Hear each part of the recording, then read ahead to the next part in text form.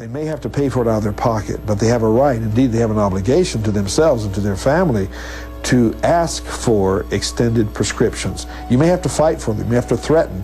You certainly may have to beg in some cases in order to make that happen, but if you live on prescription medication, I would make sure you had 3 to 6 months of it at least, while the system is getting itself back together. I believe Y2K could throw the American medical system into gridlock. Therefore, I think you need to have some backup systems. If you believe in alternate medicine, you may want to try herbal medicine. You want to know first aid. You want to have a number of first aid kits and remedies around. I think you need to think in terms of what happens if the medical system goes into gridlock and you simply can't not depend upon it in the crisis. When I say that there are a possibility of disruptions in critical goods and services, medicine is one of the most important of those.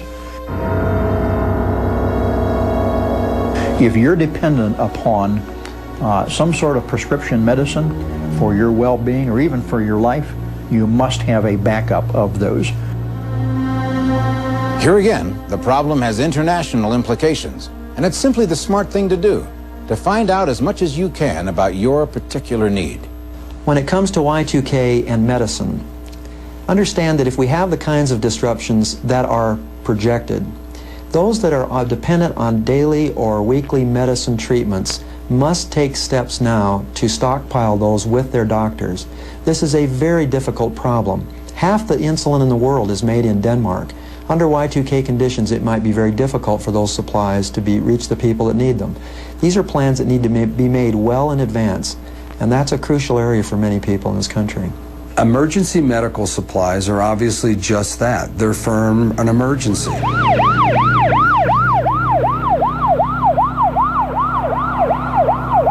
A lot of the emergency rooms might not be functioning, or they might be overloaded.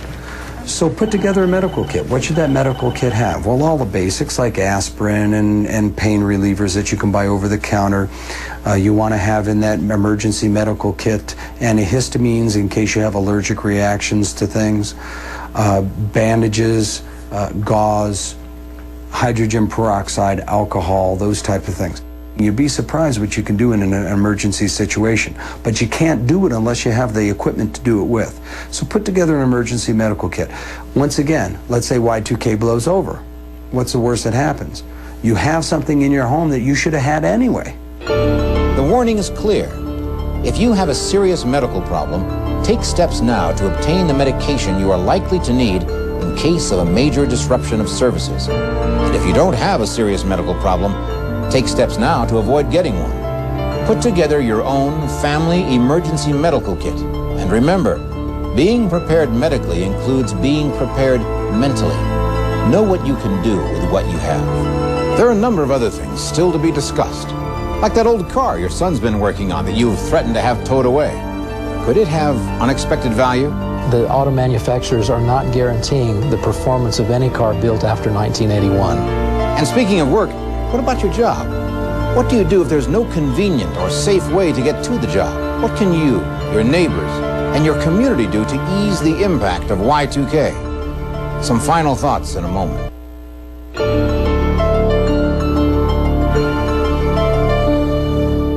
We've pretty much covered the basics, the need for food, water, shelter, and medical supplies. But what about the convenience items? Things you can live without, but you'd really rather not. Should we even be concerned with creature comforts and a preparedness plan? Y2K can be a tough time, and without personal hygiene items, it could be even tougher. So let's make sure that we put aside adequate personal hygiene items like toilet paper and toothpaste and things like that. Patent medicines that you need for allergies, hay fever, those kinds of things, buy an extra bottle. The wonderful thing about America and its drugstores and its grocery stores and its convenience stores is that if you buy some, tomorrow morning there'll be some more back in a box from the warehouse. This will not be the case when there are no computers tracking that when there is no delivery system, when there are no trucks with fuel to deliver them. Everything is going to get extended. So now is the time.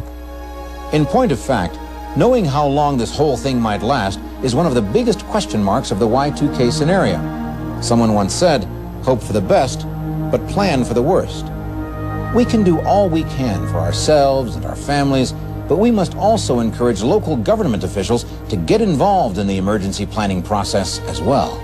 Communities have to prepare themselves for the kinds of problems that are going to happen with Y2K. It's one of the strongest messages that I carry out to people. Turn to your community. It's at least as important to get your community prepared as it is to get yourself prepared and your family prepared.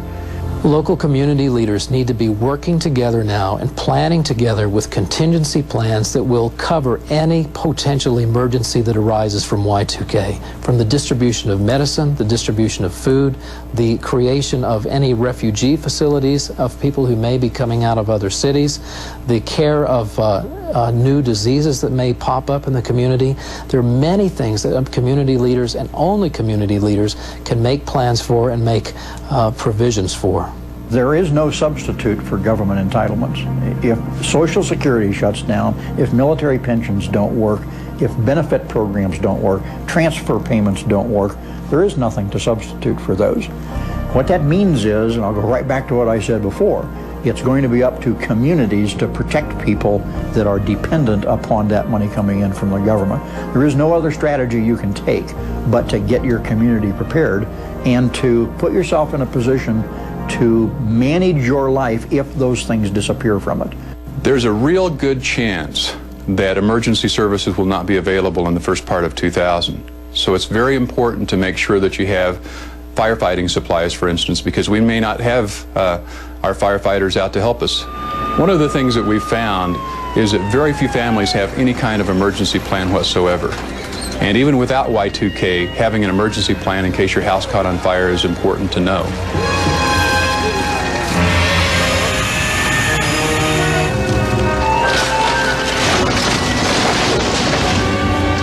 All right, we're beginning to get an idea of what needs to be done. But whose job is it to see that everything's in place?